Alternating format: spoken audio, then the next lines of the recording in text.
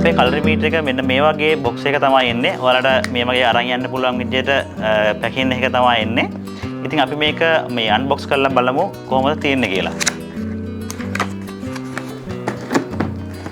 කලරිමීටර් එකේ මැෂින් එකේ මෙන්න මේ වගේ යූසර් මැනුවල් එකක් තියෙනවා. ඊට අමතරව මෙන්න මේ වගේ CD එකක් තියෙනවා. ඊට අමතරව යූසර් මැනුවල් එකක් කියනවා අපිට ඒකත් යූස් කරන්න පුළුවන් මේ ප්‍රොඩක්ට් එක ගැන විස්තර දැනගන්න. මේ වගේ කේසින් එක තමයි ඉන්ස්ට්‍රුමන්ට් එක එන්නේ. පවර් සප්ලයි යුනිට් එකක් එනවා. අපිට මේ වගේ කේබල් එකක් එනවා චාර්ජර් එකට සහ data transfer කරගන්න. මේ මැෂින් එක අපි යූස් කරන්නේ සර්ෆේස් වල කලර් එක මෙෂර් කරගන්න. ඊට අමතරව ඔයිල් එක කලර් එක මෙෂර් කරගන්න වෙනම ඩිවයිසස් තියෙනවා. ඉතින් ඒ වගේ ඩිවයිසස් ගැනත් ඔයාලගේ ඇප්ලිකේෂන් වලට බැච් වෙන කලරිමීටර් එක මොකක්ද කියලා දැනගන්නත් අපිට කතා කරන්න. අපි සිලෙක්ට් කරලා දෙන්නම් ඔයාලට ගැළපෙන්නම කලරිමීටර් එක මොකක්ද කියන එක. ලැබ්ලික් YouTube channel එකට ඔබ සාදරයෙන් පිළිගන්නවා. ඉතින් අදත් අලුත් ප්‍රොඩක්ට් එකකින් අපි ආවා ඔයාලව හම්බ වෙන්න. ඉතින් ඔයාලට පේනවා ඇති මගේ මේසුර තියෙනවා ප්‍රොඩක්ට්ස් කිහිපයක් සහ ඒ ප්‍රොඩක්ට්ස් වල ඇක්සසරිස් කිහිපයක්. ඉතින් මේක තමයි අපේ ප්‍රොඩක්ට් එක කලරිමීටර් එක. අපි මේක කරන්නේත් Infitech කියන බ්‍රෑන්ඩ් එකෙන්. ඔයාලට මතක ඇති අපි Infitech කියන බ්‍රෑන්ඩ් එකෙන් අපි කරා water activity meter එකක්. ඉතින් ඒ බ්‍රෑන්ඩ් එකෙන්ම තමයි මේ කලරිමීටර් කියන ප්‍රොඩක්ට් එකත් අපි ගෙනලා තියෙන්නේ. ඉතින් අපි මුලින්ම බලමු මොකක්ද මේ කලරිමීටර් එක කියන්නේ කියලා සහ ඇයි අපිට කලරිමීටර් එකක් වැදගත් වෙන්නේ කියන එක. අපි දන්නවා අපි කලර් එක ගත්තොත් එහෙම කලර්ස් වර්ග කිහිපයක් තියෙනවා. අපි නිල් පාට ගත්තොත් එහෙම නිල් පාට කලර් එකේ පාට වර්ග කිහිපයක් තියෙනවා. අපි අහස ගත්තොත් එහෙම අපි කියනවා එලා නිල් පාටක් තියෙනවා. ඊට අමතරව තද නිල් පාට තියෙනවා. ඒ වගේ පාට කිහිපයකට වෙනස් වෙනවා. දැන් අපි උදාහරණයකට ගත්තොත් එහෙම මෙතන මේ කව එක තියෙන්නේ නිල් පාටින්. හැබැයි අපි මේ මැෂින් එක ඇතුලේ තියෙන මෙන්න මේ අකුරු ටික ගත්තොත් එහෙම ඒකත් තියෙන නිල් පාටින්. එතකොට මේකත් නිල් මේකත් නිල්. ඒතර අපි කොහොමද මේක හරියටම මොන නිල්ද කියලා දැනගන්නේ? අන්න ඒකට තමයි අපි කලරිමීටර් එක යූස් කරන්නේ. මේ පාට අනුව මේකේ කලර් වැලියුස් වෙනස් වෙනවා. ඒ කියන්නේ මේක ඇත්තටම ගත්තොත් එකම නිල් පාට වුණත් මේක පාට දෙකක්. නිල් පාටේ පාට දෙකක්. ඉතින් අපි අන්න ඒක හරියටම බලා ගන්න තමයි හරියටම පාට බලා ගන්න තමයි මෙන්න මේ කලරිමීටර් කියන එක යූස් කරන්නේ. මම කලරිමීටර් එක එක්ස්ප්ලেইন කරන්න කලින් අපි බලමු මේ කලරිමීටර් එකත් එක්ක එන ඇක්සසරිස් මොනවද කියලා. කලරිමීටර් එකත් එක්ක අපිට එනවා මෙන්න මේ වගේ කේසින් එකත් එක්ක ඉන්ස්ට්‍රුමන්ට් එක එනවා.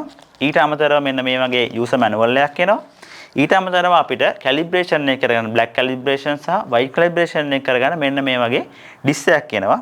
ඊට අමතරව මේ මැෂින් එක පෝටබල් මැෂින් එකක් අපිට ෆීල්ඩ් එකක උනත් යූස් කරන්න පුළුවන්. ඒකෙදි වෙන ඩැමේජ් එක වළක්වන්න මෙන්න මේ වගේ ස්ට්‍රිප් එකක් එනවා. අපිට මේ ස්ට්‍රිප් එක අතේ පැලඳගෙන මැෂින් එක ආරක්ෂා කරගන්න පුළුවන්. ඊට අමතරව data transfer cable එකක් සහ මෙන්න මේ වගේ power unit එකක් එනවා. අපි දැන් මැෂින් එකට ගිහිල්ලා බලමු මැෂින් එකේ මොනවද තියෙන ෆීචර්ස් මොනවද කොහොමද ඒක යූස් කරන්න කියන එක. කේසින් එකේ මැෂින් එක එළියට ගත්තාම මෙන්න මේ විදිහට තමයි දිස් වෙන්නේ.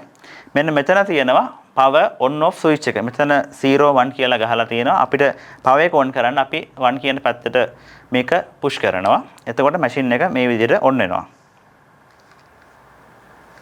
ඔයාලට බලා ගන්න පුළුවන් මැෂින් එක දැන් on වෙනවා.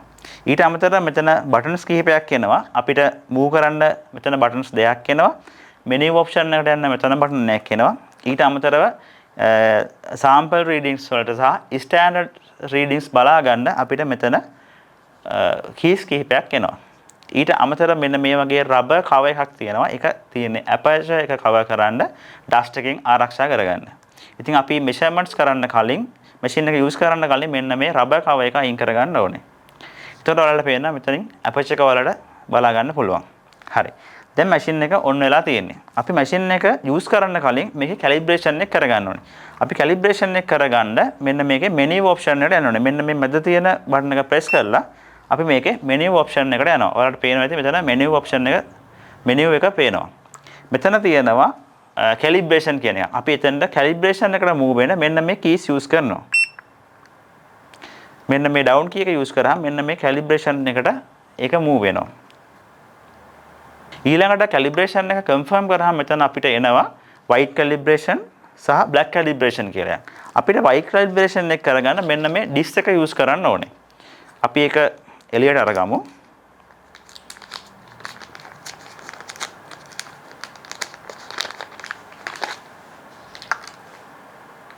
මෙනු එකට ගියාම මෙතන ඔයාලට පේනවා ඇති කැලිබ්‍රේෂන් කියන මේ කැලිබ්‍රේෂන් කියන ඔප්ෂන් එක තියෙනවා.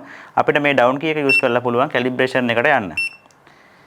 ඊළඟට අපි එක කන්ෆර්ම් කරගන්නවා. කන්ෆර්ම් කරගත්තට පස්සේ අපිට පේනවා මෙතන white calibration තියෙනවා, black calibration තියෙනවා.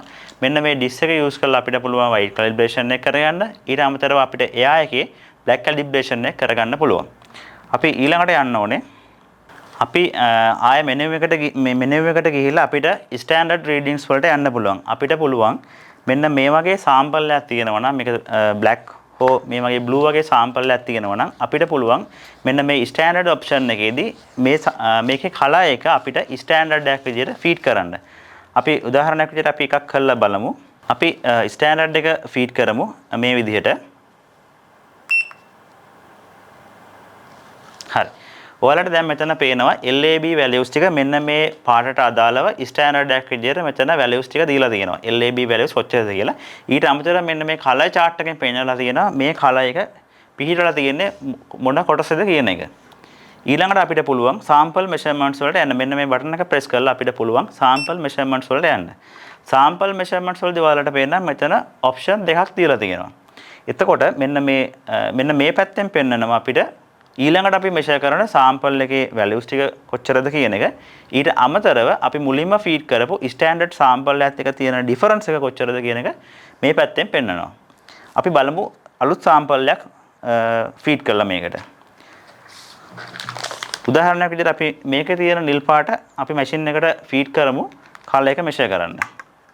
මෙන්න මේ බටන් එක ප්‍රෙස් කරලා තමයි අපි මෙෂරින් කරගන්නේ. අපි අදාළ ප්‍රොඩක්ට් එක උඩ තියලා මෙන්න මේ විදිහට මේ බටන් එක ප්‍රෙස් කරනවා. හරි. දැන් ඔයාලට පේනවා මෙතන අදාළ සාම්පල් එකේ අපි අලුතෙන් ගත්ත සාම්පල් එකේ රීඩින්ග්ස් මෙතන හම්බෙලා තියෙනවා. ඊට අමතරව අපි ස්ටෑන්ඩඩ් සාම්පල් එකත් එක්ක තියෙන ඩිෆරන්ස් එක කොච්චරද කියලා මෙතනින් පෙන්නනවා.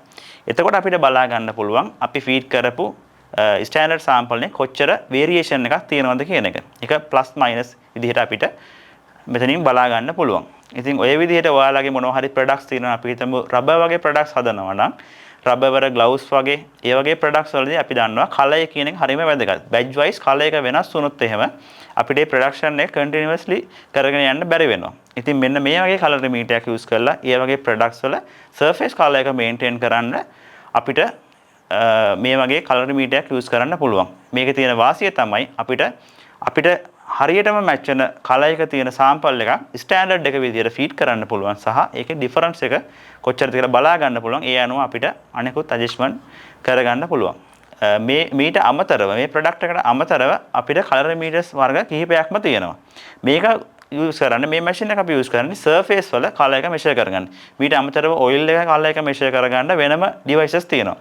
ඉතින් ඒ වගේ ඩිවයිසස් ගැනත් ඔයාලගේ ඇප්ලිකේෂන් වලට මැච් වෙන කලර් මීටර් එක මොකක්ද කියලා දැනගන්නත් අපිට කතා කරන්න අපි සිලෙක්ට් කරලා දෙන්නම් ඔයාලට ගැළපෙන්නම කලර් මීටර් එක මොකක්ද කියන එක.